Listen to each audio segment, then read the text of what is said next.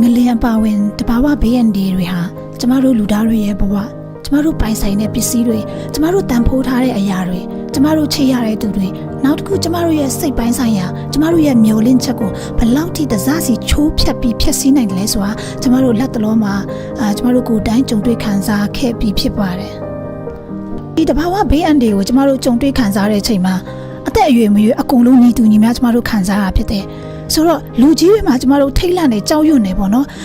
တအားစိုးရိမ်နေအိတ်မပြောဘူးစိတ်ပိုင်းဆိုင်ရာမှာကျမတို့ဒီလိုမျိုးထိခိုက်ခံစားရတယ်လို့ပဲကျမတို့ရဲ့ကလေးတွေမှာလည်းထိုနည်း၎င်းပဲမလျော့ဘူးเนาะဒီလိုပုံစံသူတို့စိတ်ပိုင်းဆိုင်ရာမှာလည်းသူတို့ဒီလိုမျိုးတွေကျမတို့ခံစားရတာဖြစ်တယ်တခါတလေကျမတို့လူကြီးတွေကကလေးတွေကဘာမှမသိဘူးဒါကြောင့်မလို့ခံစားမှုတွေကကိုယ်လိုခံစားတတ်မယ်လို့ဒီလိုမျိုးမခံစားတတ်တော့ဘူးလို့ကျမတို့ကဒီလိုမျိုးထင်တတ်ကြတယ်တကယ်တော့မဟုတ်ဘူး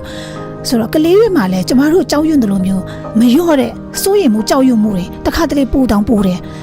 ဆိုတော့ဒီလိုမျိုးတွေကျမတို့ရှိတာဖြစ်တယ်ဆိုတော့ဒီလိုအနေအထားမှာကျမတို့ကကျမတို့ရဲ့စိတ်ကျန်းမာရေးကိုကျမတို့ထူထောင်နိုင်ဖို့အတွက်ပြန်လဲထူထောင်နိုင်ဖို့အတွက်ဂရုစိုက်ရမှာဖြစ်တယ်လို့ပဲကျမတို့ရဲ့ကလေးတွေကိုလည်းကျမတို့ဒီကိစ္စကိုကျမတို့မမေ့မလျော့ပဲသူတို့ရဲ့စိတ်ကျန်းမာရေးကိုလည်းကျမတို့ကကာကွယ်စောင့်ရှောက်ပေးဖို့အတွက်အင်မတန်အရေးကြီးပါတယ်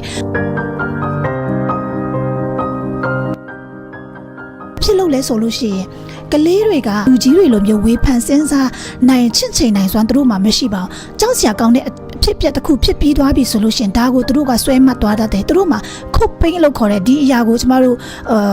ဖြေတတ်တဲ့စင်စင်တုံတရားကလည်းသူတို့မှကောင်းကောင်းမရှိဘူးဒါကြောင့်မို့လို့ကျမတို့ကသူတို့ကိုပံ့ပိုးကူညီပေးဖို့အတွက်အင်မတန်အရေးကြီးတာဖြစ်ပါတယ်ဆိုတော့ဒီဗီဒီယိုမှာကျမတို့ငလင်တန်းခန်းစားရပြီးနောက်ကလေးတွေရဲ့စိတ်ပိုင်းဆိုင်ရာပြဿနာတွေကိုမိဘတွေအနေနဲ့ကလေးတွေရဲ့ပတ်ဝန်းကျင်မှာရှိနေတဲ့ဦးလေးတွေအတော်တွေအနေနဲ့မိသားစုဝင်အနေနဲ့ကလေးတွေကိုဘယ်လိုပံ့ပိုးပေးနိုင်မလဲဆိုတာနဲ့ပတ်သက်ပြီးတော့မှ The National Child Traumatic Stress Network ကနေဖော်ပြထားတဲ့ guideline တချို့ကိုဒီဗီဒီယိုထဲမှာပြပြသွားမှာဖြစ်ပါတယ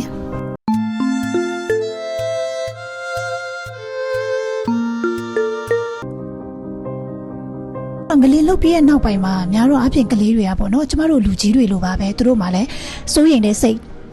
anxiety fear အဲ့ဒါကိုခံစားရတာဖြစ်ပါတယ်ဆိုတော့ဘာကြောင့်လဲဆိုတော့ကျမတို့ဒီကြုံတွေ့ရတဲ့ငလင်ဆိုတာကျမတို့ရဲ့ life threatening ဖြစ်တဲ့အနေအထားဖြစ်လို့ပါဆိုတော့ကျမတို့ရဲ့ safety အသက်အန္တရာယ်လုံခြုံဖို့အတွက်ပေါ့နော်ဆိုတော့ဒီလိုမျိုးအခြေအနေနဲ့ကြုံလိုက်ရတာဖြစ်တဲ့အတွက်ကြောင့်မို့လို့ပေါ့နော်ကလေးတွေမှာဒီစိုးရိမ်တဲ့စိတ်နဲ့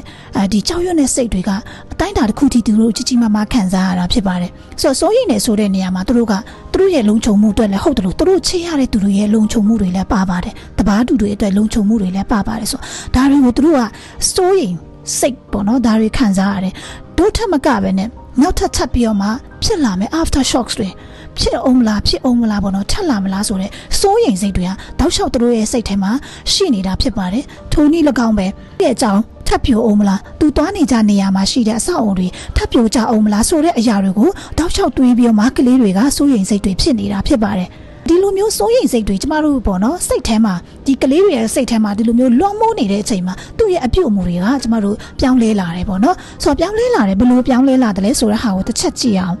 စိုးရိမ်စိတ်များတယ်ပေါ့နော်စိုးရိမ်စိတ်များတယ်ကြောက်ရွံ့မှုတွေများလာတဲ့အချိန်မှာကလေးတွေကသူများတွေနဲ့လည်း socialize မလုပ်တော့ဘူးသူများတွေနဲ့မဆော့ပဲတဲ့တရားအောက်ထ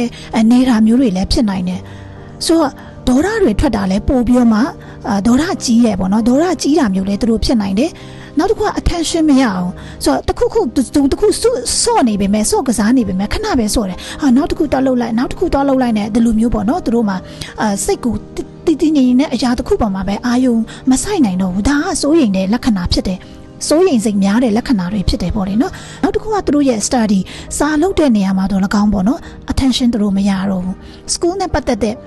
ကျောင်းကလည်းမတွားချင်တော့ဘူးဒါမျိုးတွေဖြစ်နိုင်တယ်ပေါ့နော်ဆိုတော့သူ့ရဲ့ဒီစာကိုလုပ်ရမယ့်အချိန်မှာလည်းသူတို့မလုပ်နိုင်တော့ဘူးမလုပ်ချင်တော့ဘူးဆိုတော့စသည်ဖြင့်လည်းကျမတို့တွေးရှိလာနိုင်တာဖြစ်တယ်သူ့ရဲ့အပြုအမူတွေမှာပေါ့နော်ဆိုတော့ဒီလိုအပြုအမူတွေဟာကလေးတွေဟာပြင်းလို့လည်းမဟုတ်တယ်လို့မျိုးကလေးတွေကိုနင်အရင်ပြင်းနေဆိုပြီးကျမတို့က blame လုပ်ဖို့အတွက်လည်းမဟုတ်ဘူးသူတို့မှာစိုးရိမ်စိတ်မြင့်တက်နေတဲ့အချိန်မှာငကိုလုံးနေကြအလုပ်တွေပေါ်မှာသူတို့မစွမ်းဆောင်နိုင်တော့တဲ့ဟာမျိုးဖြစ်တတ်ပါတယ်မိသားစုထဲမှာဆိုလို့ရှင်လေပုံမှန်ကလေးတယောက်ကပေါ့နော်လွတ်လပ်နဲ့သူဟာသူပေါ့နော်အမေအေးဖေးနားမှာမကပ်ပဲနဲ့ပျော်ပျော်ရွှင်ရွှင်နဲ့သူလွတ်လပ်နဲ့ဆော့ကစားနေတဲ့အရွယ်ဆော့ကစားနေတဲ့ကလေးဟာရုတ်တရက်မှာပေါ့နော်ကိုယ့်ရဲ့သူ့ရဲ့ caregiver ကိုအရန်ကိုတွေ့ကတ်လာတာမျိုး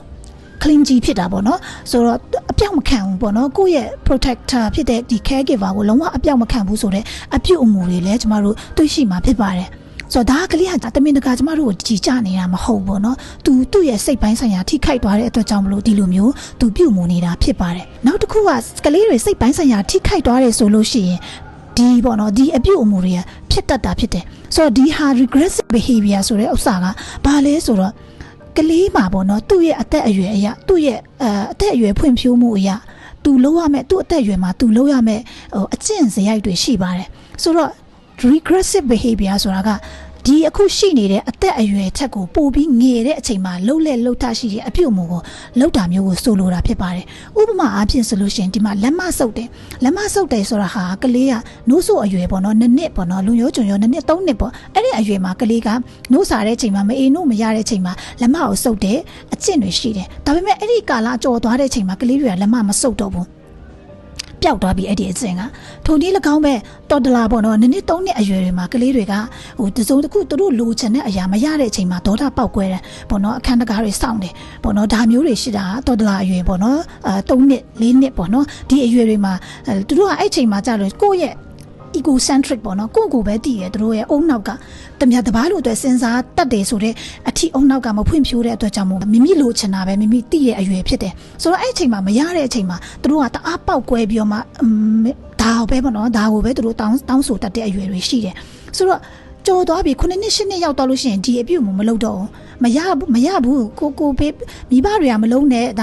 ဒါယူလို့မရအောင်ဒါကင်လို့မရအောင်ဆိုတာနားလေတဲ့အရွယ်ရောက်သွားပြီဒါပေမဲ့လေဒီလိုမျိုးဖိစီးမှုတွေကြုံလာတဲ့အချိန်မှာစိတ်ဖိစီးလာတဲ့အချိန်မှာကလေးတွေကပေါ့နော်9နှစ်10နှစ်9နှစ်အရွယ်တွေကဒီလိုပုံစံပြန်ပြီးတုံ့ပြန်တတ်တယ်ပြုတ်မှုတတ်တယ်မြေကြီးမှာလူလိမ်ငိုတာမျိုးပေါ့နော်တကားတွေကြမ်းတမ်းလှုပ်တာမျိုးစသည်ဖြင့်ပေါ့နော်ဒါက regressive behavior လို့ခေါ်တယ်ဆိုတော့ဒီလိုမျိုးပြန်ပြီးဖြစ်လာတယ်ဆိုတာကလေးကဆိုးသွမ်းနေတာမဟုတ်ဘူးဆိုးသွမ်းလာတာလည်းမဟုတ်ဘူးကလေးကစိတ်ဖိစီးနေတာဖြစ်တယ်ဆိုတော့အိယာတဲ့တေးပေါက်ချတယ်ဆိုတာလေထိုနည်း၎င်းပဲပုံမှန်အဖြစ်3နှစ်ကျော်ဆိုလို့ရှိရင်ကလေးတွေကဒီအိယာထဲမှာသူတို့ရဲ့ဒီပေါ့နော် urination ကိုသူ control ရသွားပြီ bowel ပေါ့နော် control ရသွားပြီဒါပေမဲ့အဲ့ဒီ coordination နဲ့9နှစ်အရွယ်ဖြစ်ပေမဲ့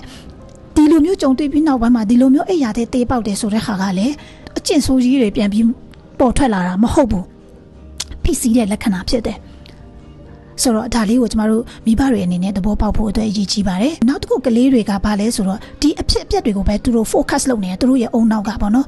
်ဘယ်တော့ဖြစ်ပဲမလဲအဲ့ဒီကဘယ်လိုဖြစ်သွားတာပုံရိပ်ပေါ့နော်ဒါကျမတို့လူကြီးတွေလည်းဖြစ်တယ်လို့မျိုးကလေးတွေလည်းဒီလိုပုံစံသူတို့မှာရှိတယ်သူတို့တစ်ချိန်လုံးဒါကိုပဲတွေးနေတာမျိုးပေါ့လေနော်ဆိုတော့အဲ့လိုမျိုးဖြစ်ပျက်တွေလည်းဒါမျိုးလည်းရှိတတ်တယ်ဆိုတော့နောက်တစ်ခုကဘာလဲဆိုတော့over sensitive ဖြစ်တာဆိုတော့ဒီငလင်နဲ့ပတ်သက်ခဲ့တဲ့အရာတွေမြင်လိုက်လို့ရှိရင်ပေါ့နော်ဒီ siren အတန်တွေဖြစ်ကောင်းဖြစ်နေတဘာဝဘဲအနေနဲ့ပတ်သက်ပြီးတော့မှသတင်းတွေကြော်ညာတဲ့TV ပေါ့နော်အယုတ်တန်လိုမျိုးတွေနောက်တစ်ခုကြားလို့ရှိရင်ဒီပြိုကျပျက်စီးနေတဲ့ဟာတွေကိုတွေးလို့ရှိရင်သူတို့တအားကြောက်လာတာတို့အဲ့နာကိုမသွားရေးတာတို့ဘသူနှလုံးတွေတုန်လာတာပေါ့နော်ရမ်းအော်ငိုတာတို့ဆိုတော့ဒီလိုမျိုး over ပေါ့နော် reactive ဖြစ်တာမျိုးတွေကျမတို့ကကြုံတွေ့ရတတ်တယ်ဆိုတော့ဒါကလည်းပါလဲဆိုတော့ကလေးကဒီဟာပေါ့နော်သူ့စိတ်ထဲမှာတော်တော်လေးကိုထိခိုက်စွာခံစားနေရတဲ့အနေအထားဖြစ်တယ်ပေါ့လေနော်အဆိုနောက်တစ်ပိုင်းဆက်ပြီးပြောရမယ်ဆိုလို့ရှိရင်ကျမတို့ရဲ့စိတ်ပေါ့နော်ကဖိစီးမှုတွေကြောက်ရွံ့မှုတွေကျမတို့လွှမ်းမိုးသွားတဲ့ချိန်မှာပေါ့နော် stress တွေရမ်းမြင့်တက်လာတဲ့ချိန်မှာကျမတို့ရဲ့ခန္ဓာကိုယ်ကိုလာရောက်ပြီးတော့မှတက်ရောက်မှုတွေရှိပါတယ်ဆိုတော့ဒါကလူကြီးတွေလည်းထုံနေ၎င်းပဲပေါ့နော်ဖိစီးတဲ့ချိန်မှာဆိုတော့ကလေးတွေလည်းအဲ့တိုင်းပဲကလေးတွေရတယ်ပေါ့နော်ဆိုတော့ကြည့်ရအောင်ဘာတွေဖြစ်လဲဆိုတော့ဘိုက်တွေနာတယ်စိတ်ဖိစီးတဲ့သူကစားချေတဲ့လုပ်ငန်းကိုကောင်းကောင်းမလုပ်နိုင်ဘူးဆိုတော့ကလေးတွေဘိုက်နာတယ်ဘိုက်အောင့်တယ်သူတို့ခေါင်းကိုက်တယ်ပြောတယ်ကိုလက်ကိုက်ခဲတယ်ဒီလိုမျိုးတွေပြောတယ်ဒါကလည်းဆရာကိုနော်ခက်ခဲနေတဲ့အချိန်မှာလူကြီးတွေကိုဒုက္ခရအောင်သူတို့ရှောက်ပြီးပြောနေတာမဟုတ်ဘူးတကယ်လဲဒီလိုခံစားကြရတာဖြစ်တယ်ဒါကြောင့်မို့လို့ဒီလိုမျိုးကလေးတွေ complain တက်လို့ရှိရင်ကိုယ့်ကိုဒီလိုမျိုးလာပြောလို့ရှိရင်တေချာကျမတို့ဂယုစိုက်ပြီးနားထောင်ပေးဖို့အတွက်သူ့ကိုပေါ့နော်ကုသပေးဖို့အတွက်လိုအပ်တာဖြစ်တယ်ဆိုတော့ဒီကာလမှာဆိုလို့ရှိရင်တကယ်ကိုတွေ့ရတာပါကျမရဲ့ပေါ့နော်ဒီပတ်ဝန်းကျင်မှာရှိတဲ့သူချိုကလေးတွေဆိုလို့ရှိရင်ပြောတယ်ဒီလိုပုံစံကိုပြောတာဆိုတော့နောက်တစ်ခုကဘာလဲဆိုတော့ဒီအစာစားခြင်းတဲ့စိတ်ပေါ့နော် appetite နဲ့ပတ်သက်ပြီးတော့မှလည်း changes ဖြစ်သွားတယ်ကလေးတွေ ဒါမျိုးတွေကျမတို့ကြုံရတာဖြစ်တယ်လို့မျိုးပဲကလေးတွေကဒီပေါ့နော်နည်းနည်းဆယ်ကျော်တက်ရောက်လာတဲ့ကလေးတွေဆိုလို့ရှိရင်သူတို့အန်တီရှိတဲ့အပြုအမူတွေကိုသူတို့လောက်တဲ့ behavior တွေကလည်းပို့ပြီးတော့မှရှိလာတတ်တယ်ဆိုတော့အပေါင်းတင်းနဲ့ဟိုစိတ်ညစ်တာပေါ့နော်ဖိစီးတာပေါ့အဲ့လိုမျိုးဖြစ်တဲ့အချိန်မှာစလိတ်တောက်တာမျိုးအရက်ကိုပိုတောက်လာတာမျိုးတွေလည်းကျမတို့တွေ့ရတတ်တာဖြစ်ပါတယ်ဆိုတော့ဟုတ်ပြီဆိုတော့ဒီလိုပုံစံဒါတွေကတော့ဒီပေါ့နော်ရုပ်ပိုင်းဆိုင်ရာမှာခံစားရတတ်တဲ့တွေ့ရတတ်တဲ့လက္ခဏာတွေဖြစ်ပါတယ်ဆိုတော့ဒီမျိုးလက္ခဏာတွေဒီလိုမျိုးတွေကလေးတွေကိုပေါ့နော်ပြောပြလာပြီဆိုလို့ရှိရင်လေကျမတို့ကဒါကဖိစီးနေတဲ့အနေအထားဖြစ်တဲ့ကလေးစိတ်ထိခိုက်နေတဲ့အနေအထားစိတ်ပိုင်းဆိုင်ရာပြတ်ဖြစ်နေတဲ့အနေအထားဆိုတာကျမတို့မိဘတွေကဟိုသဘောပေါက်ရမှာဖြစ်ပါတယ်